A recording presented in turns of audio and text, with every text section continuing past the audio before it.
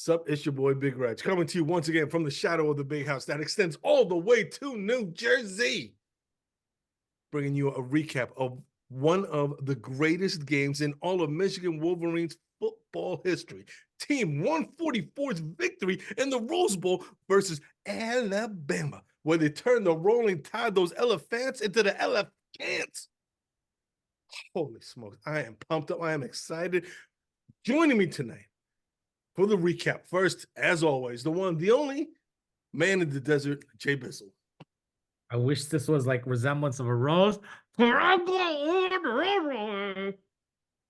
that's disgusting. I don't know what's going on over there. We're going to ask him about it. Holy cow. Next joining me, this man, the man in the basement sitting in his chair. But man, oh man, is he excited to be here? The one, the only, JC from Sunnyside. Oh, Big Reg, it's been a long time since I got down in my three-point stance. My three-point stance. Ready to go. Ready to go. Oh, my gosh. So pumped up. So pumped up. I did a lot of that. During the fourth quarter and the overtime. Pumped up. Pumped. This guy. Oh, holy smokes. He is 10 toes down and ready to roll. Next, joining us, the one, the only. This guy, I don't know if he's got any. How can he complain about anything at this point? The Michigan Wolverines are on a roll, but I'm pretty sure he's going to find something to complain about. The one, the only, Mr. Scorehead. His face was really excited this game. Oh, like the most exciting game that I've watched. Part of. No thanks to JJ and his inability to make just routine passes. Despite the average play of JJ McCarthy, we pulled it out. Team 144. Go Blue. Holy smokes, you're not going to rain on my parade. And one of the things that you're not going to do is you're not going to poo-poo on J.J. McCarthy's performance here in the Rose Bowl for Team 144. Man, oh man, where do we even begin? But let me just begin by saying this. One of the many's, I don't want to say I told you so, but I told you so, okay? There's a whole bunch of those coming out today. The first one and foremost, let me just start from the end, okay? I said one of the keys to this victory is going to come down to Tommy Rees versus Jesse Minter, okay? When it comes to making those calls and making the right plays and making the right adjustments, I said Jesse Minter all day, every day, and 100 times on game day. And man, oh man, did that come to fruition, especially on that last play of the game. I kept saying, I'll take Jesse Minter versus Tommy Rees. And man, oh man, did that pay off in spades. Gentlemen, that last play, my heart was pounding, especially when they called like 40 million timeouts in a row. I was like, what's going on here? What are we doing? What are we doing? Let's just play the last play. But man, that to me epitomized the matchup. Tommy Rees versus Jesse Minter, and Jesse Minter and the Michigan Wolverines, Team 144, came out on top. I don't want to say I told you so, but I told you so. That's interesting, Reggie, because that's the one play that I actually think that Minter had got it wrong. Oh, if you watch that last play, there's some analysis out there. Go check it out. On the left side of that formation, they had the halfback or fullback, whoever it was, rolling out, and they had two wide receivers blocking. That was a 3-on-2. But because the Alabama could not snap that ball correctly, the quarterback, what's his name, Minto or whatever his name was,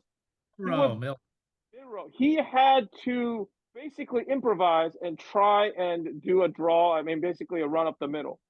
So that's the one play that our defensive coordinator probably did not have his A game on. And you mentioned that. Come on, man. Nuts? Are you nuts? Where are you pulling this from?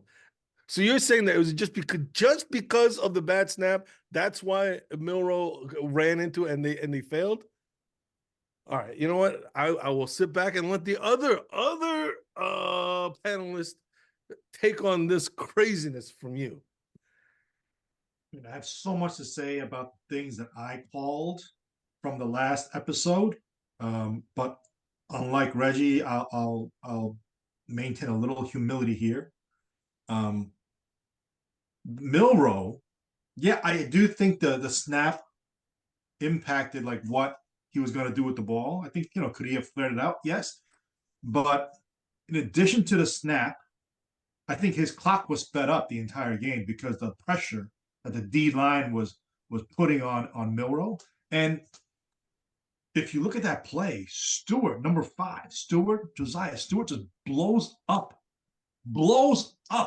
that right tackle.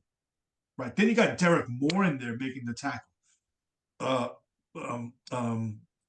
55, double nickel. Right. He was there ready to make the tackle. You got Sanistrill crashing down, right? So he can't go left. Junior Colson, yeah, he was a little bit late. He was a little late in getting that cover, but his clock was sped up.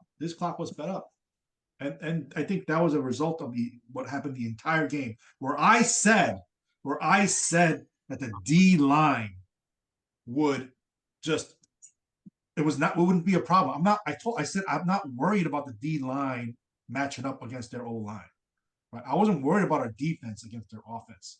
I was concerned about our offensive wide receivers against their corners. And I think Big Reg fails to acknowledge that he said the tight end will come up big. But Come on. One thing that went wrong out of the 20 things that went right. Come on. Yeah, and that's why because of those things, that's why I call the 28-23 and 27-20, right? We get that extra point of 28-20. So I think I had a good sense of like what was going to happen, and it kind of played out the way I envisioned it. JC is the only one on this panel who can start with, I'm going to be a little reserved here and show some humility, and then end with, I called the game. I called this. I called that. Come on, man. I mean, call it all. Everyone calls it all with what they want. But the name of the game here is that this team is resilient.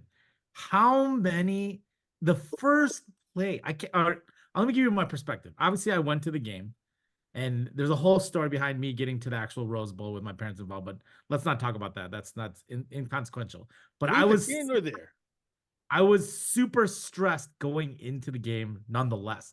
Getting my 80-year-old parents into the stadium on time, super stressed. First play, it was reminiscent of me being at Phoenix, Arizona, watching JJ play against TCU. Immediate interception. My heart dropped. It dropped.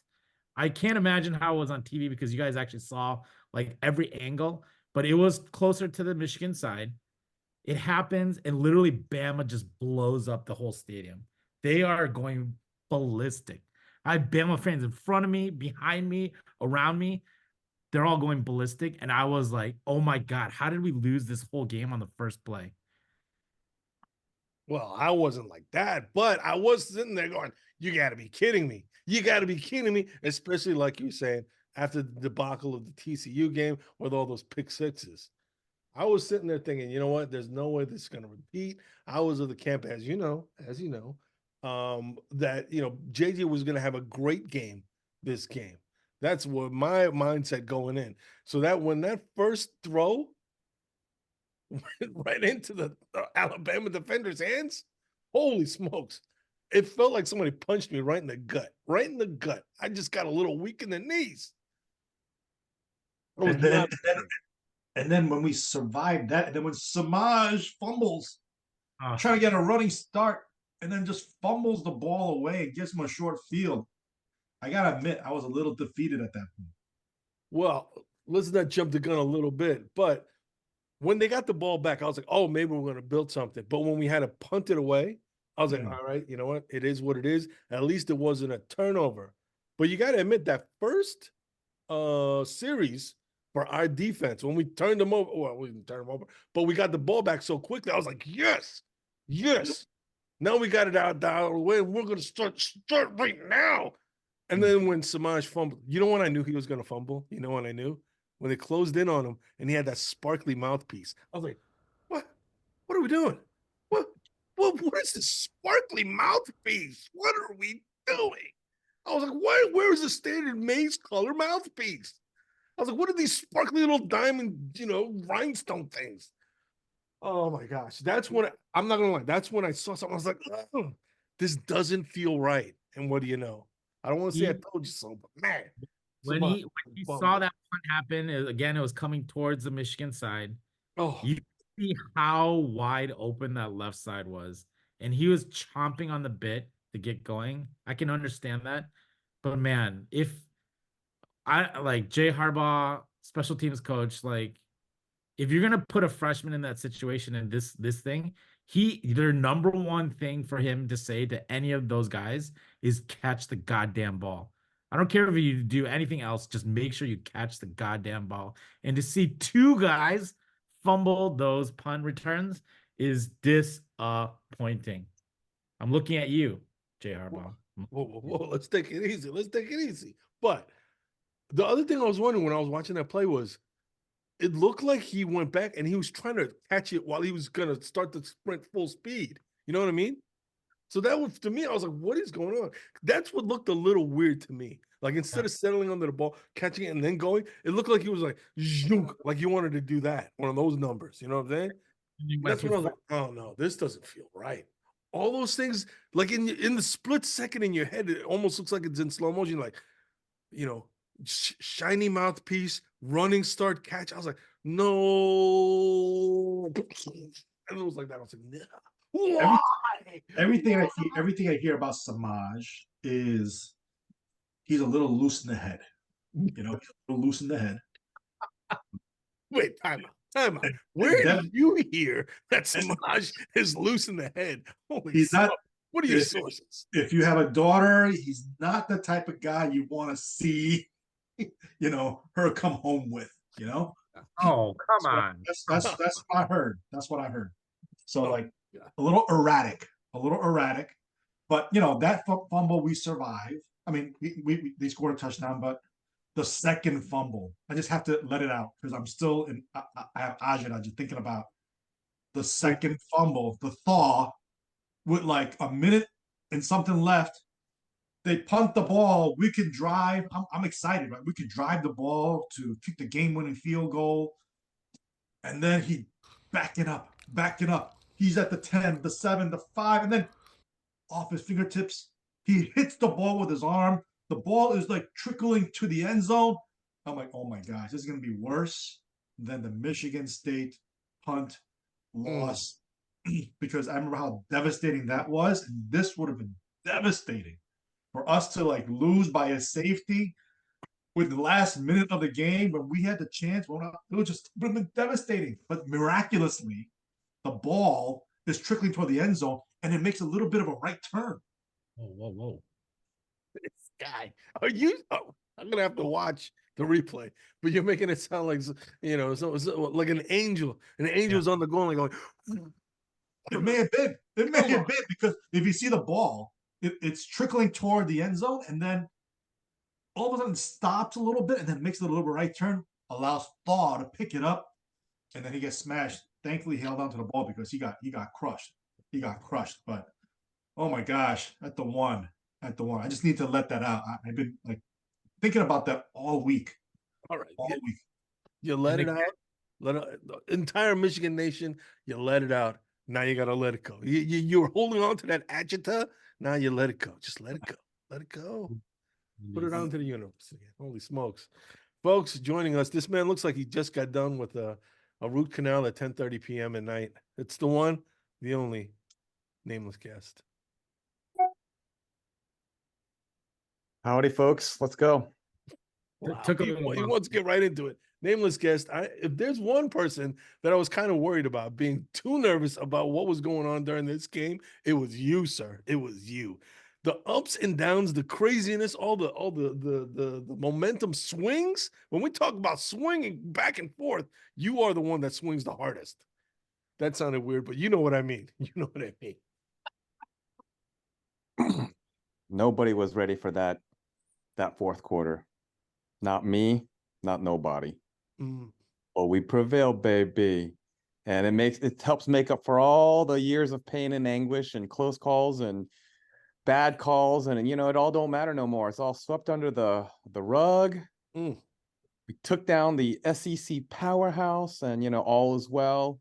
And it's like a storybook ending. So yeah, I Nameless not going to deny it. I swung hard, but so did you, my friend, and you can't deny it. Oh man, we were just saying, just the microcosm of the first 3 series. JJ, apparent interception that gets overturned. We keep possession, then we have to punt it. All of a sudden, from oh no to oh thank God to well. Then the defense holds and we get the punt off, and then Samaj fumbles it. And then I'm not gonna lie. When they scored their first touchdown, and it was the running back one-on-one with Mike Sanistrell, and they showed that replay, I was like, oh no, say it isn't so. Because the man that was making all the big plays all season, Mike Sanistrell, when he had the opportunity to shut down that run and make it all right, 2nd and 1 or something, you know what I mean? But he couldn't make the tackle, and the guy jukes him and goes on that run. I was like, oh no. Part of me, I'm not gonna lie, my heart dropped yet again at that point. And I was like, we need to make a statement right now before this game starts going crazy. And who stepped up to the plate? None other than JJ McCarthy and the Michigan Wolverines offense. Thank goodness. I don't know, if we could say he stepped up. I mean, so I think Come on, it was a rough spot. That was one of the many times when it could have went sideways real quick if the Michigan Wolverines didn't get the train back on the track right away. So first of all, Sanistrell, he didn't have his best game. I actually think his stock drops after this game. He had a few wide open missed tackles. Expected a little bit better from our captain. But JJ for the first 3 quarters was maybe average at best. But yeah, 4th quarter, I mean, that play where Donovan throws the ball, he had to make that one-handed catch off his back foot, slings it 30 yards, gets crushed. I mean, that was a heck of an athletic play. And those are the plays I think we're accustomed to seeing JJ make, the playground, right? Just make that play. Did JJ make a nice throw to Wilson on that catch and run where I thought Wilson actually busted his knee? The ball got tipped, and miraculously, it got tipped and the ball stayed as a spiral, right? I couldn't believe it. It was tipped and it still was spiraling. Wilson makes an amazing catch, right?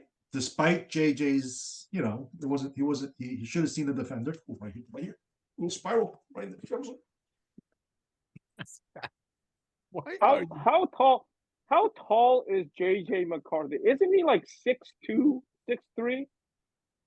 Why does he have so many balls batted down? Is it his arm angle or something? I mean, I'm glad to hear JC use the words like average quarterback. Despite JJ's lackluster 3 quarters, we hung in there. This game, let's be clear. I absolutely agree with Nameless. We won. Who cares what happened? But if we're gonna go into the details of this game, we won this game despite JJ's lackluster performance. Our defense stepped up, absolutely. Our running game actually was pretty good. I thought the running game actually was pretty good. I was surprised. But come on, man, let's not say that JJ carried us this game and he showed up. He just played average, manageable quarterback. I think, dare I say, Shea could have done what JJ did. Wow. Can't agree with that. You nuts. Can't agree with that. That's a crazy statement. That's a crazy statement. We got to slow that roll.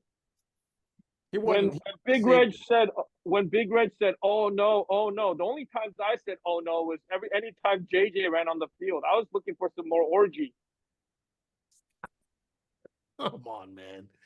I'm going to say the only The only series where I was really disappointed with what JJ did was there was that one. I think it was in the kind of like beginning, maybe mid second half. I think it was like right between the border of third quarter and fourth quarter. But there was that one drive where I think we went 3 and out, where it was 3rd and 8, and he had what's his name? The guy that scored the touchdown. The young Tyler man, Morris. Morse. Yeah, he had Morse on the crossing route, Yes. and He he just had missed him on the crossing route. just had to Was hit he him. was a little bit behind him. Just That had to was hit the him. only throw where I was like, you know what? We really needed that throw, and JJ didn't make the throw. That one throw. All the other times, yeah, all right, you can't complete every single pass in the world, but I think he was still like what, over 65% for the game, right? 17 to 27. 17 Yeah. to 27. So for me, that was the only play where I really, really thought Michigan needs this play, and he didn't get that play. Because all the other times, somehow by some miracle, whether it was the tip ball that still stayed straight and Roman Wilson somehow climbs Mount Luana, and he climbs all the way to the top of the mountain, makes that grab, and it brings it back down. Oh, the Kama killer was on that day. Patch You know what I'm was- saying? But other than that one play, I thought JJ played a good game. Yeah, good game. He played decent, but yeah, I mean, to reiterate, I don't think anyone else could have caught that one-handed from Donovan Edwards and chucked it to Roman Wilson. I don't think no Shea, no Cade, no one. Only JJ, not even Orgy. He couldn't even do that. So that I will most definitely, and that was such a crucial play too, because we needed that big time. I don't know if it was first down, but we needed the yards. Yeah, that was late second quarter, if I remember right. Yeah, so that part was crucial. Running the play where Roman Wilson scores a touchdown to tie it up. It's a brilliant play that Sharon Moore designed up. He caught the linebacker sleeping. Roman Wilson rolled out, and JJ hit him perfectly, like not even blinking. So I mean, like those are things where it's like when he needed to show up, he showed up. When he was supposed to show up or like make a huge dent in like offense, that was kind of shaky. But I mean, these guys haven't played a full contact game for like a month. I mean, there's going to be rust. I didn't expect this much rust, but there was rust. But JJ did his job enough to make us win. I agree. Like with Squarehead, like the defense carried us. The defense made more of a statement impact than the offense did. Sacking their quarterback like 5 times in the first half and just like crushing him, literally crushing him. Made them switch up everything in the second half, and we still adjusted to that, even though they made him run more. Like that kid was scared. He was scared. You could tell. He fumbled when we tackled him. Like he was trying to make a big play. He fumbled on that one. I think that made him lose heart. But man, in that stadium, like the emotion of Michigan Nation was just amazing. And just you started to kind of see it shift. In that fourth quarter, we got 4 minutes left. We got to score a touchdown to keep it up. Like that whole series was just Michigan vibing for us to be able to get there. I'll be honest, again, after that thaw fumble and like we're like, barely there, like I was like panicking. The guy next to me that I was sitting with, random guy, Travis. If Travis, you're watching this, shout out to you. He's probably not, but hey, Travis, what's up? I ain't watching. He said on that. He's not one of the 4 views. He said on that last drive, he's like, "Yo, John, don't worry about it. We're gonna score. We're gonna score." I was like, "Dude, I don't know." We get there, we score, we hold them, and then we go into overtime. Before overtime even starts, John, don't worry, we won. We won. I was like, "What? Like this is like overtime. Now it's on the 25-yard line." Come on, man. We're giving props to some random dude, Travis, that's sat next to you. Dude, everybody is right until they're wrong. Come on, man. He could have sat there and said, we're going to lose. We're going to lose. Yeah, but he did it. That's the point. Right, Holy man, smoke. come Come on. on. Could you cut somebody a little bit of credit here, please? Just a little bit of credit, a little more so. Ooh, Throw it out there.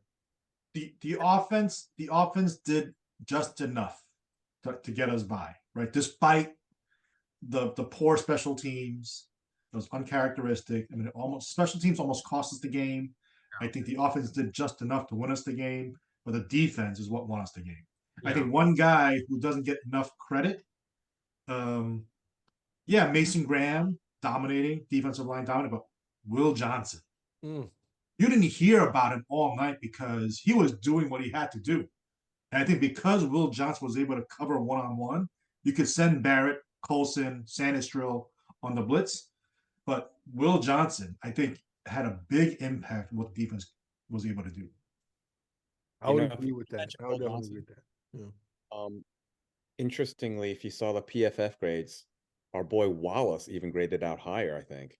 I mean, Rod Moore had a good game, the whole secondary, but of course, I mean, the alpha dog is Will. He's gonna get the WR1 all the time. So yes, he's our shutdown. So props to all of them. That was amazing. Yeah, even Colson made some tackles like near the line of scrimmage. No hands, Colson.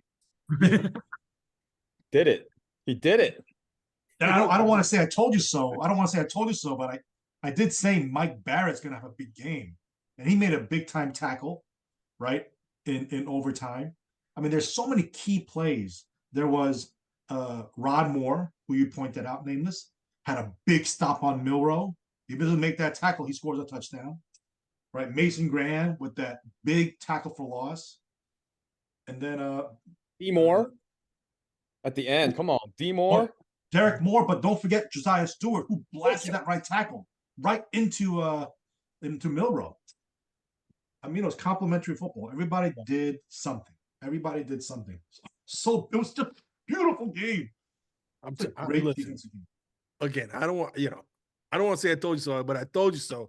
I said that Jesse Minter would come up with a beautiful game plan. I said it. And then what did you hear all over the country the day after? Everybody was saying it. Michigan outcoached Alabama. And a big part of that was the defense and what they were able to do. The stunts, the blitzes. Oh my goodness. Remember, one of the big things that people was criticizing Don Brown about was that remember they used to call him Dr. Blitz. Remember? And they said, but the blitzes a lot of times would not get home when it came to those Don Brown blitzes. But Jesse Minter and this defense that started with Mike McDonald, okay, the revolution, the defensive revolution. Yes, they might blitz just as much, if not more, than Don Brown. But the difference being the way that they're getting to the quarterback because of those blitzes, all the stunts, all the movement, this, that, and the other thing, makes it much more effective. Milrose had nowhere to throw it. He had nowhere to look. He didn't have the time, and he was getting smashed. And man, oh man, that became all the difference in the world. And you can't tell me that. Everybody's like, oh man, the Alabama center had the yips. Well, there was a reason why he had the yips. It's because the Michigan Wolverines were crashing down all around him. It was so bad for him, he got PTSD, and he decided to transfer out of Alabama.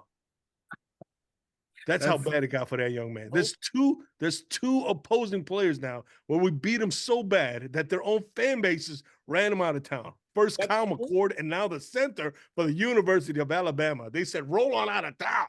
They weren't saying roll tide. They were like, roll on, get out of here. Sorry, I got a little carried away. Got a little bit carried away. But I mean, we can't go this far without talking about the other number 2, Blake Corum. Come on, man. What a way to become the leading touchdown rusher in Michigan football history. Yep. Right? The game-sealing overtime run, which was a masterpiece in that jump cut. That jump cut. That gets to the line, and then blown ACL right here live. Gets right here, gets to the line, and then the little jump cut right there. That was not a jump cut. That was not what you just did. Yes, was not a jump cut. That could have been a cut of your ACL. That's for sure. Like, I have limited space here. I have limited space here. Thank God Blake didn't do that. Otherwise, he would have been tackled for 3 yards loss. Holy cow. I don't have Shimmy. I don't have cleats right now. I have socks on, okay? I don't have cleats. That's your excuse? You didn't have cleats on? That's why you did that? Oh, man. Oh, yeah. That Blake was didn't do it on his the makeshift line. I don't know. You can't call it makeshift line, but just the way Trente and all the boys stepping in. Carson, he'd been dogged on for a while near the Yeah. home stretch. Ever since Yeah, that Penn he's- State game, that's a Play very well. true statement. Yep. He had a nice pull. He had a nice pull on that run. Yes. Carson hit one of the key blocks, in fact. Yeah. And you see Corn, right? You see Corn like coming through with this block. Everyone did Oh, their part. So You know what was disheartening though in the first half. Speaking of blocks and not blocks. All right, this is where again I raised my hand. I'm gonna call a spade. And one thing that I called that did not pan out was I said that Colston Loveland would have a great game. Colston did not have a great game. He only got 13 yards receiving. Cost us on I think 4 parlays that we put down. Anyway, I'm not mad at you. I'm not mad at you, Colston, even though you cost us a bunch of money. But what I am a little disappointed though was in the first half when Colston was missing so many blocks. When they were going through, some of the plays and they were doing the replays and all that stuff, and they were showing, oh yeah, they could have sprung him out, except Colston Loveland missed the block here. I was like, oh man, that is true. So for me, I was like, all right, if you're not gonna catch the ball and make a big play that way, you gotta at the very least as a tight end, you gotta make those blocks to spring the running game going. But he couldn't even do that on a few of those plays. And that to me was a disappointment. Thank God they cleaned it up in the second half and we got it rolling. But man, the first half when things were still tight and a little bit shaky, that was one of the things, along with the special teams, that had me worried. I was like, man, Colston Loveland has got to step up. He's got to step up and play better. Otherwise, it's going to be a long day for the University of Michigan. if you're going to talk about disappointments, since you opened that can up a little bit. I did. I kind of. All right, well, this one at least was not a surprise. Colston, a little bit of a surprise, and I expect him to show up for the championship, okay? He could be a contributor, all right? So keep your head up. But Dono's still going to be Dono even next time. He's going to be a no-show. He's a gimmick decoy at best now. These little, lateral flea flicker, whatever you want to do. That's all he's got left. We need his explosiveness. It's just not there. And last little one, text I sent you all out. I sent out to you even before the game started. I think before it's like, Samaj, take the touchback, because that boy, while he makes plays, he does, but on the biggest stages, he's still a frosh, and I don't fully trust him. Be careful. Know your place. Yeah. You got a few more years, okay, Samaj? Yeah, I wouldn't trust. Hey, I when wouldn't trust.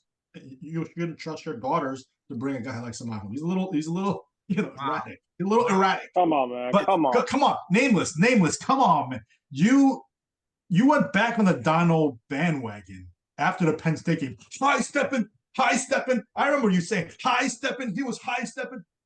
Come on, nameless. You said you're a believer now.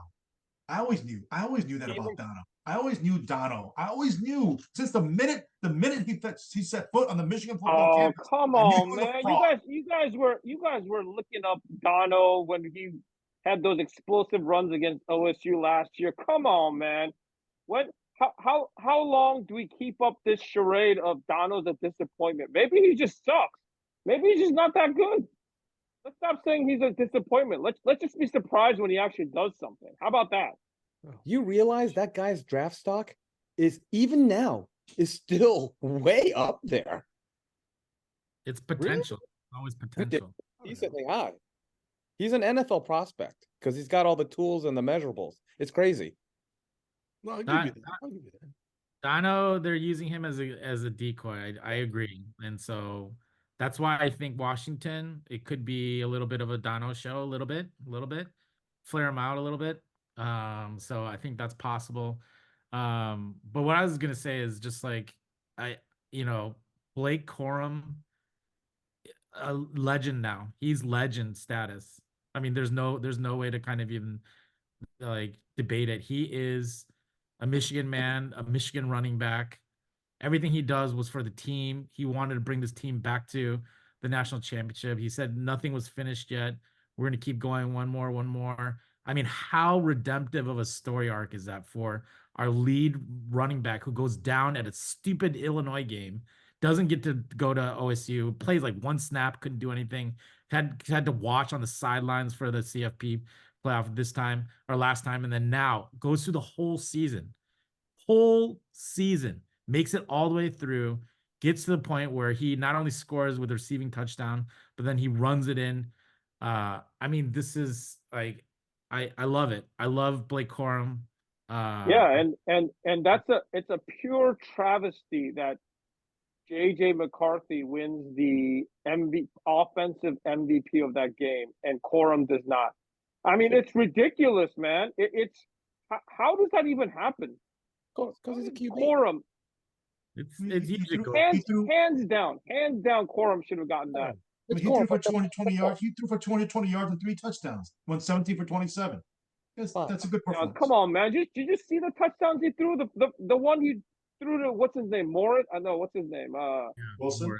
Yeah, Wilson. Not Wilson. Wilson and Corum, those are like just easy dinks and dumps. They were wide open. That one that he threw out to the wide receiver who ran it for like, well, I don't know, 25, 30 yards. That wasn't even on JJ, man. That wasn't even a good throw. He just threw it and the wide receiver did all the work. Stop. Oh, man. That route that Morris ran for the touchdown, JJ hit him in stride so that he didn't have a break, even the slightest in speed. He hit him, boom, 100% accuracy.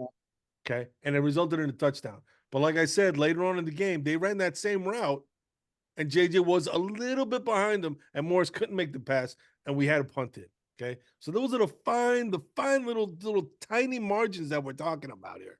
But JJ was able to put it on the money for that Morris touchdown. Because, like I said, even if he has to slow down Morris even a smidge, 32 from Alabama would have got on him and made the tackle. Because everybody talks about SEC speed, but Morris had the speed to get to the sideline and then get up that sideline for the touchdown. And if that ball was off even a little bit from JJ, that touchdown's not happening. So you might say, that was all catch and run. But what I'm saying is the catch and run was made possible because he got the ball at the right time, at the right place, at the right speed.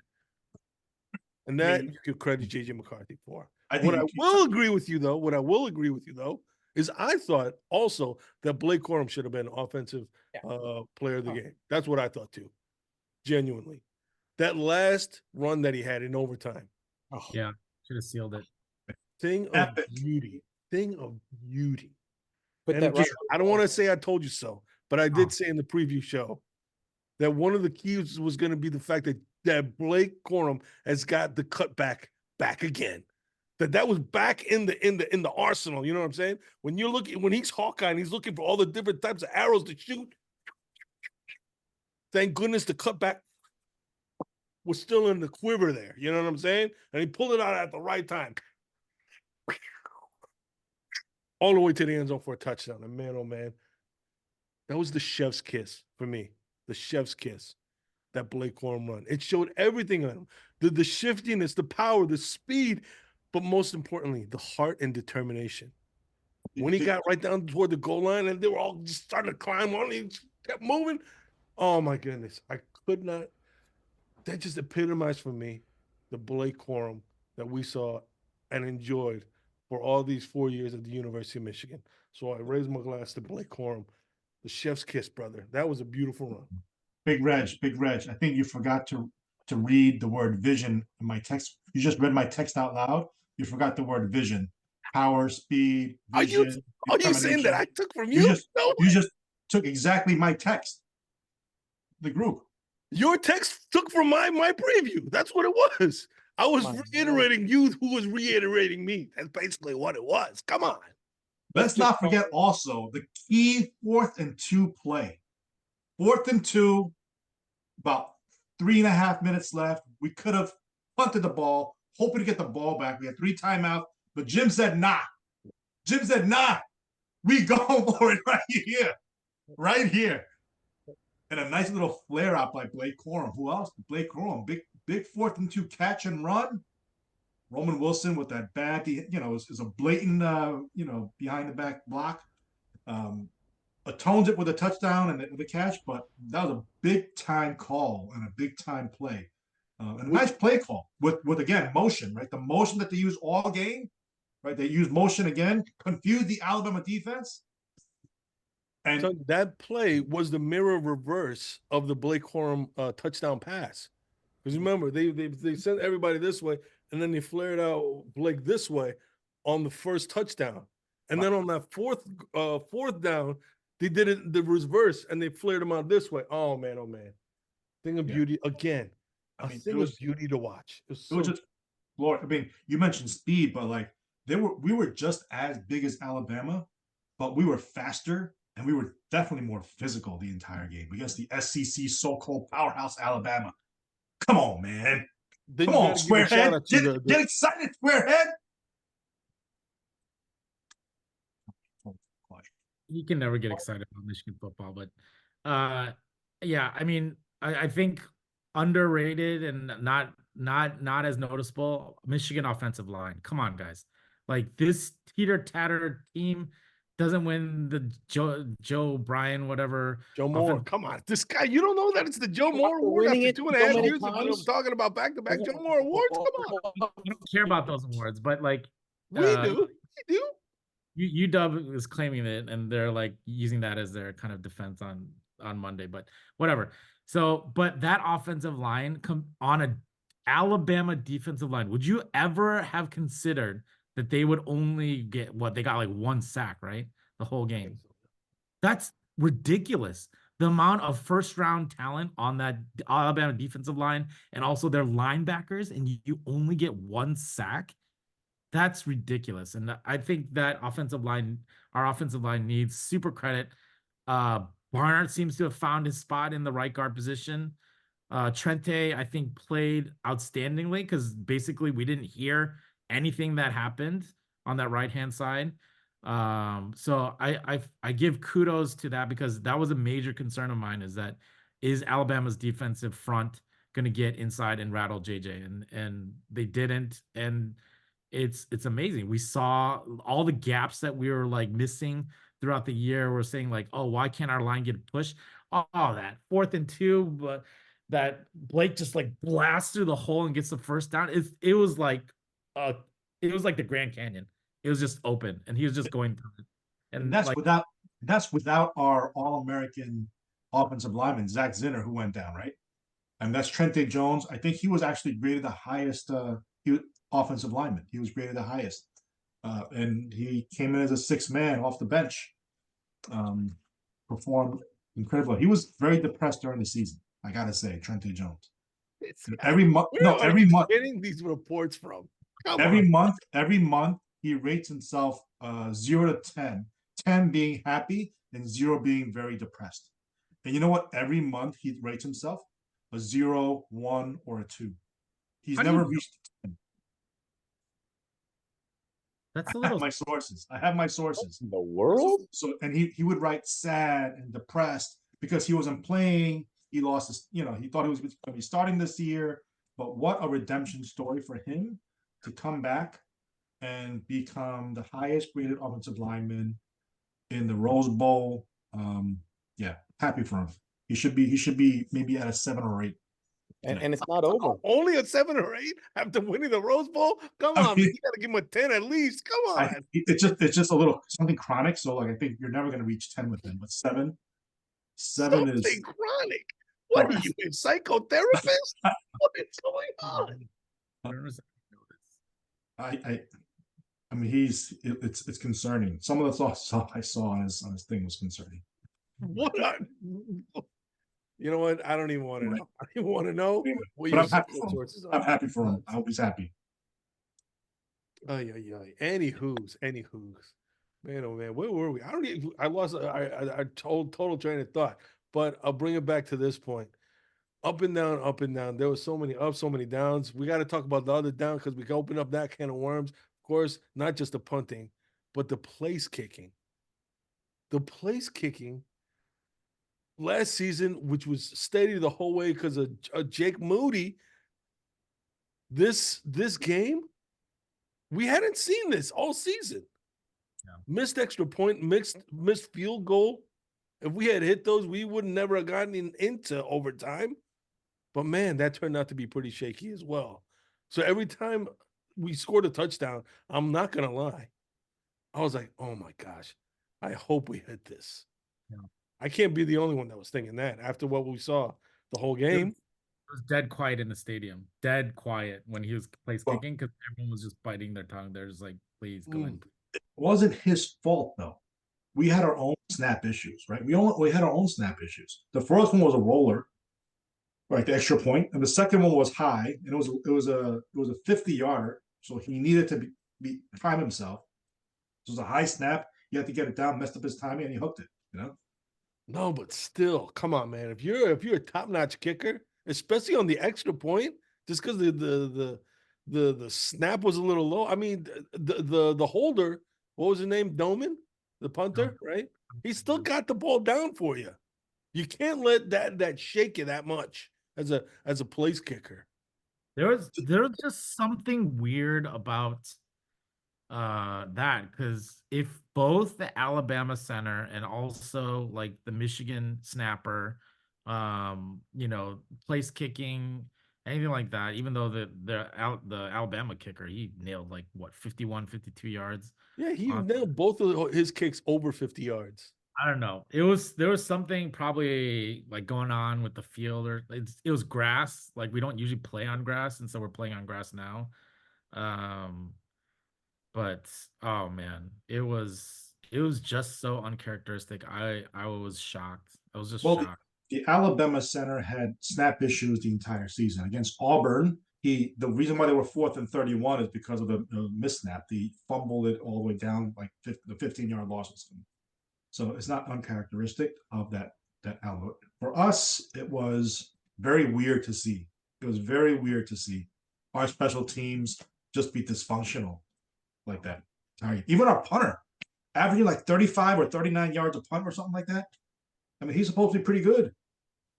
It was weird. I was like, how there's no like, win. Like their punter is like kicking it like 50 yards. How come we can't kick it?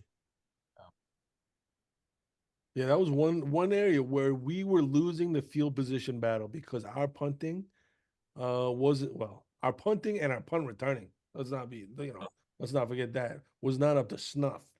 But man, oh man, that was just added to the anxiety level as the game went on. Because those tight games, everybody always talks about, oh my goodness, special teams can make the difference, and the anxiety level kept rising and rising as the game kept going. Because our special teams were not performing while theirs were performing. And man, oh man, thank God that did not come back to bite us in the butt. So I hope Jim Harbaugh said something to Jay Harbaugh.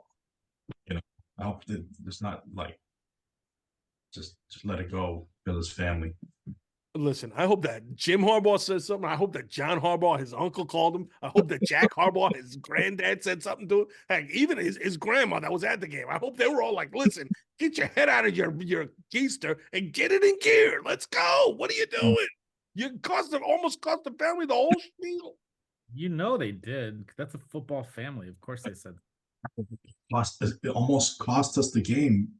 I mean, oh my gosh, I don't want to bring it up again, but again, that thaw buffed pump. Oh my gosh, I'm getting sick just thinking about that.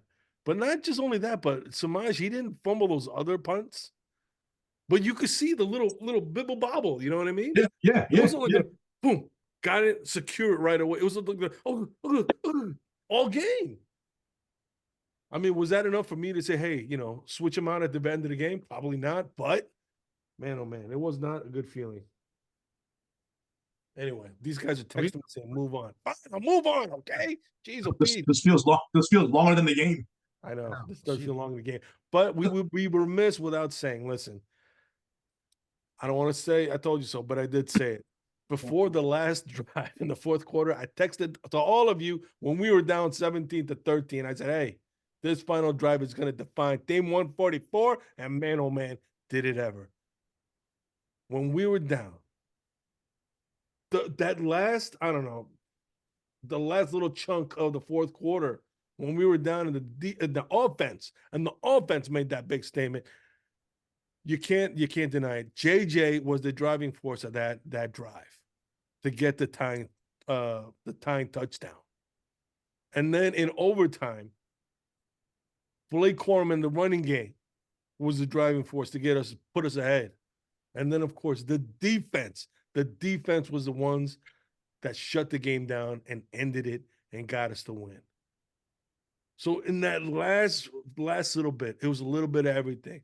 The passing game, the running game, and the defense all coming together to make sure that the University of Michigan will come out of there as Rose Bowl champions. If I had a rose, I'd put it right here and go, the chef's kiss. And thank God the special teams didn't have anything to do with getting us the win in overtime. Move on. Let's go. Washington. Oh my gosh, this guy, he wants to just put it in the past. I want to revel in the glory for just a little bit longer. Let me just sit in the sun. Let me sit in the sun, bask in the glory for just a little bit more. You can bask all you want. I've been here before. I've gone to this was a game for the ages. For the ages. Doesn't matter. One more. We need one more. We need one more. Nothing matters unless we get that natty. Let's go. Moving onwards. I didn't pick up any paraphernalia. I didn't pick up any souvenirs. Rose Bowl, great. I got a couple pictures. Moving onwards. I'm going to the guy, not me. I gotta live in the moment. I'm like JG, sitting beneath the goalpost, centering myself, trying to be in the moment. Go zen with yourself. Blake Corum and I, we're on the bus. We're getting back. We're getting ready. Get treatment and get ready for the next. Blake Corum said it best. Like we're one more. We got one more. I mean, it was an amazing season, right? Backs against the wall, beat Penn State. All the drama with the suspensions, beat Ohio State, win the Rose Bowl. But after everything that we've gone through, there's no bigger punctuation than winning the national championship. After everything that this team has gone through, the resiliency, I think it's natty or bust. If we don't win the natty, it's not a successful season, in my opinion. In my opinion. Wow. After everything that this team has gone through, you gotta win the natty. You have to. It just gives room for other people to kind of say, I told you so, or this and that, and Michigan's weakness, and the drama got to them. Gotta win it. You gotta win it. Seal the deal against Washington. I'm afraid. I'm not afraid. I'm not gonna say I'm afraid. I am concerned about Penix. I think he's the best quarterback. Right? Before we move on, we'll just end it here, and then hey, folks, stay with us. We'll be right back after these messages with a preview of the championship game down in Houston and NRG Stadium, where your boys, except for one, will be at the game. So stick with us here from the shadow of the big house. What is this, like a YouTube commercial or something? Are we zenning it out now? What's going on? I think you're saying that we're going to do a preview from Houston. Welcome back from the shadow of the big house. Your boys are here, and we're going to go right into the preview for the national championship game between the University of Michigan and the University of Washington. The Wolverines versus the Huskies. Holy smokes. Mush on. Let's get them going. Fellas, how are we feeling heading into this matchup? The last time we played the Huskies was at Michigan Stadium, where we spanked them puppies. We hit them puppies like, holy smokes. ASPCA came a call and said, hey, take it easy with abusing them pups.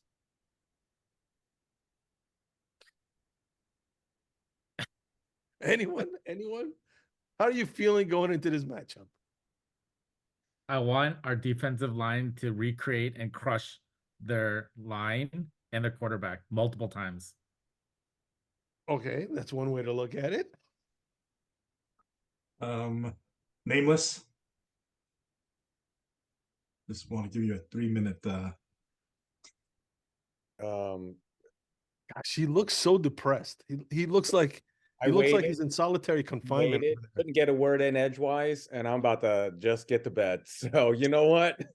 I say not natty or bust, and will we be sorely disappointed? We'll be devastated. There will be naysayers. All that is true, but there will be some things that we will be able to look back on, and we did get over the hump against the big bad Bama boys. And after all the pain and all that, if we don't prevail, I can't say it will be a failure. Now that's just loser talk. We can't talk like we're not going to show up in Houston, all of us, pretty much, if we didn't believe. We're not spending top dollar going through all this trouble and just gonna go down there and then just walk back with our tail between our legs. No, we got hope and belief and conviction. And so, yeah, this is going to be hard fought, and we do respect the heck out of Penix. But I trust the models. I trust the FPI. I trust everything.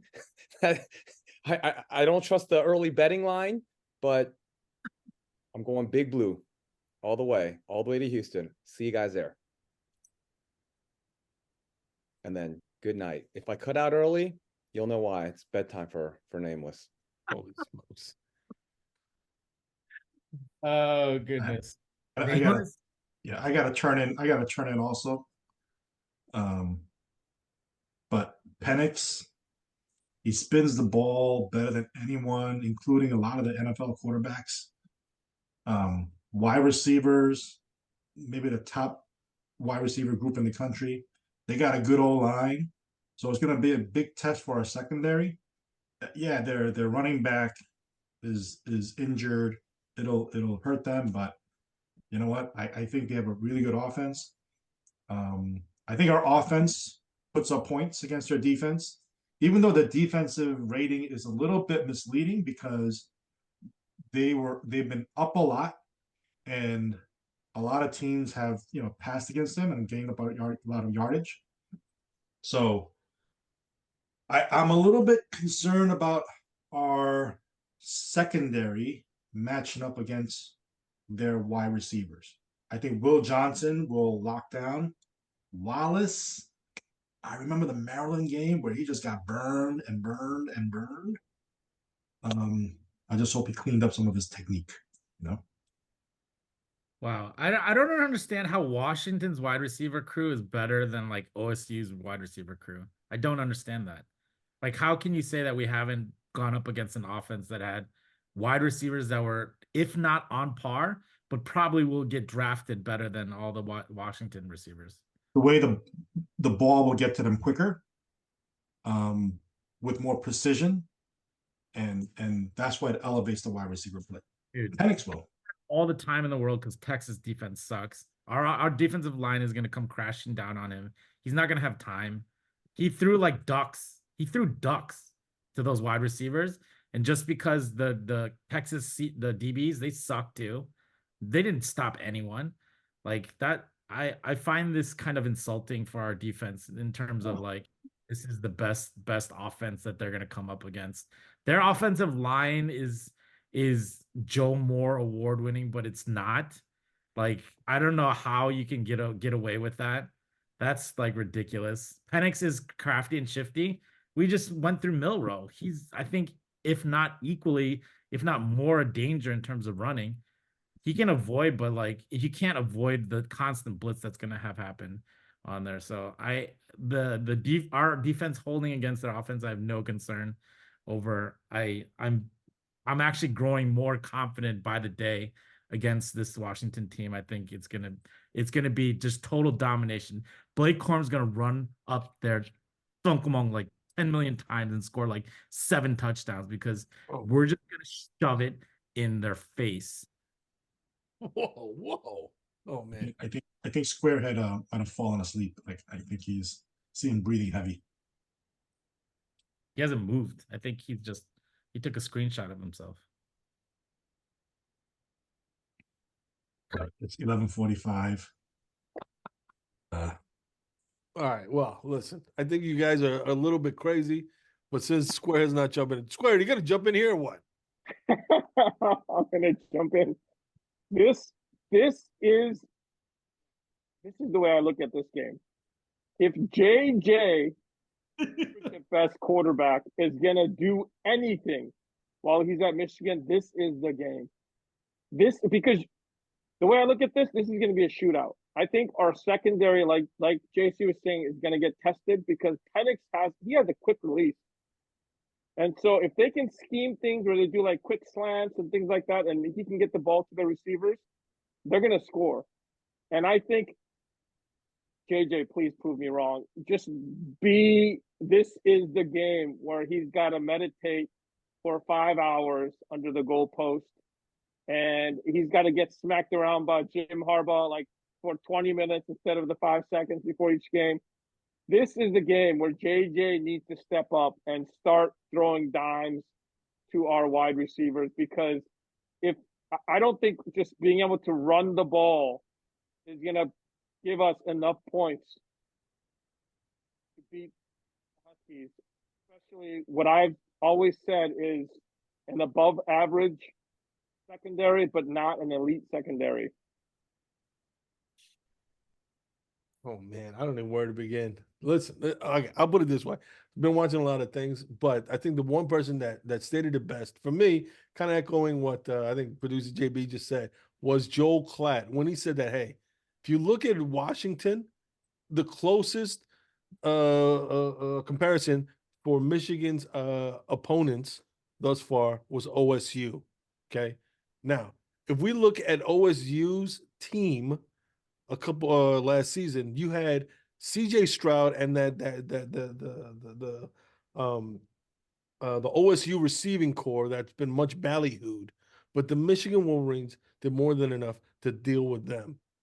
So in my mind, Penix and his crew are not better than what we've seen already. And the point that Joel Klatt was saying was, if there's one team that Michigan was designed to beat, it's that OSU type of team with a quarterback and wide receivers. So for me, going into this matchup, that's why I feel confident. We've already seen this. We've already beaten this. Whether it's Michael Penix, whether it's C.J. Stroud, whether it's Jackson Smith and Jigba, whether it's Chris Olave, whether it's Marvin Harrison, et cetera, on and on and on. Roman Duzike, and et cetera, okay?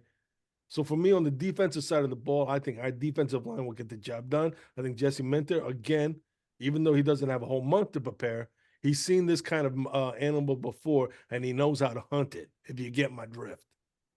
You know what I mean? He's going to have them fellers doing what they got to do to get the job done. Flip side, offensively, I truly believe that Blake Corum was going to have a big game, and that's the easy part. But I truly believe this time Colston and Donald, listen, fellas, you didn't have the best Rose Bowl, but I do believe that you're going to come back here in this championship game, pay off for the Michigan Wolverines. So I'm lifting my glass to you two fellers. I think it's not going to be close. I think Michigan is going to dominate both sides of the ball on the line, and they're going to pull this one out 38-17. Put it in the books. So I agree. On paper, we're the better team. We should be favored. But I also know what happened against TCU last year, right? We had a great defense that beat OSU, but they just tore us apart, right? Yeah, we made some big mistakes, but they tore us apart on offense. Their offense against our defense. They scored. They ripped yards against us. So I don't think it's a given that we just stop a pretty good offense. I think our offense has to do its part. I think our offense is gonna dominate. We're gonna run the ball against them. I think JJ, if he's gonna have the game, he's gotta have the game now. There are no excuses against a Washington defense. So I do think that it's gonna be a higher scoring game than most people think. I think we win 42-31. Wow. Let's go. 73 points? Holy smokes. Or the over. Yeah, definitely betting the over. This guy, holy smokes. Yeah, if I just piggyback one thing, I'm glad you brought up the TCU game, but for a different reason, because I do think that Minter has learned a bit since some of the defensive mistakes and regrets from the TCU game. We cannot blitz Penix. He eats blitzes up alive. And I'm not so sure how much we really blitzed Bama. We really don't rely on the blitz to get home. It's that ferocious interior defensive. It's the stunting. That's not a blitz. You're not bringing 2-3 extra people down to get that rush home. So we keep up our game without throwing extra defenders and giving Penix actually a chance to burn us, because he will. And I know Minter knows that. He's way smarter than any of us here in this stupid chat room. He's going to dial up another genius defensive game plan, and in Minter we trust. And Blake Corum, I couldn't agree with producing more. This is a Corum game if ever there was one. JJ will do his part. He will feast off of the fact that Blake is going to dominate, and he'll get his throws, and I'll even agree with Square on this one. They'll be relatively easy throws for him to make. These aren't going to be the stressful, tight super windows throws. He's not going to have to be Superman. Do his scramble, do his thing, be a garden of victory, another 0 INT game. I think we can come out on top, possibly comfortably. So not easy for me to be this confident when the stakes are this high. But no, don't do it. Don't do it. I don't know about scores. I'm just going to make one up. But I mean, I guess let's just call it 31. No, a little bit more. 34, because Turner will get a few more field goals. 34, 27. Wow. 34, 27, so 7 points, so touchdown. Maybe but that last 7 they get at the end. Okay, come on. Don't make me sound like I'm not having confidence in my team. Yeah, but I mean, it's a close to a flip-flop. So hard for Nameless to get that out. Oh, 31. Let me give a little more. 32, 30, 34. Come on. Oh my gosh. So I'm gonna stick to my original comment saying this has to be a shootout. It's got to be a shootout. And I think JJ, come on, JJ's got to have the game of his life. Like, I'm talking about like a 3 touchdown, 350 yards type of game. And I'm going to predict 33-29. Whoa. Like I said, we're gonna control the ball. Harbaugh's a field control, like time control kind of guy. Sharon might dial up something where we might have some kind of exciting plays on there, but once we get the points that we need, that he feels comfortable with, he's just gonna run it down his throat.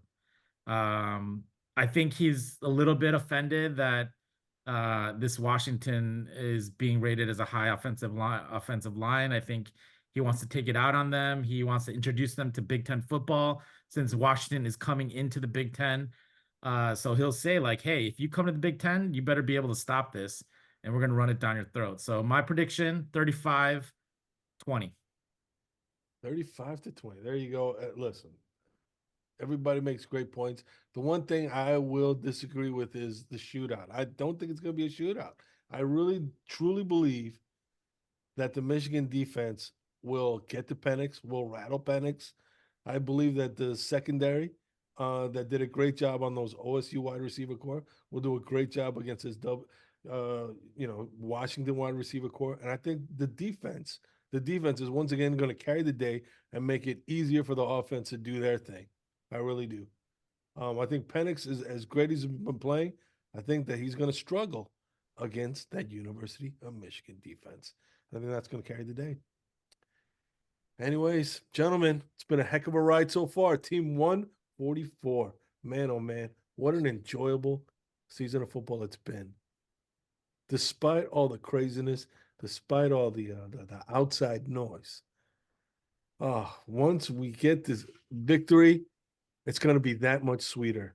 So I raise my glass.